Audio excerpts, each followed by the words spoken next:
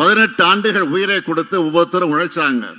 எத்தனை பத்திரிகைகள், எத்தனை புத்தகங்கள், எத்தனை கூட்டங்கள், எத்தனை கொள்கை வகுப்பெடுப்புகள், நாடகங்கள், திரைப்படங்கள், எத்தனை போராட்டங்கள், எத்தனை சிறைவாசங்கள், எத்தனை தியாகங்கள், எத்தனை துரோகங்கள். திமுக உழைத்த உழைப்பு சாதாரண உழைப்பல்ல. சமூகத்துல சரிவாதி மக்கள் படிப்பறிவு கூட இல்லாத இருந்த காலகட்டத்தில் குக்கிராமத்தில் இருக்கக்கூடிய முடி திருத்தும் கூடிய செல்லும் கூட மக்களின் சிந்தனையை திருத்துகிற மையமாக செயல்பட்டுச்சு. சைக்கிள் கடை, டீ கடைன்னு ஒரு இடம் விடாம திராவிட இயக்க இதழ்கள் ஒரு திமுக காரர் வாசிக்க அவரை சுத்தி 10 பேர் செவி வழியாக கேட்டு உலக வரலாற்றை தெரிஞ்சுக்கிட்டாங்க. கிராமத்தில் இருக்கிறவங்களும் கியூபா புரட்சியை தெரிஞ்சு வச்சிருந்தாங்க.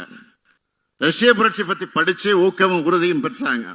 இப்படி நாம் பெற்ற வெற்றி என்பதை இனி யாரும் படைக்க முடியாத வரலாற்று சாதனை.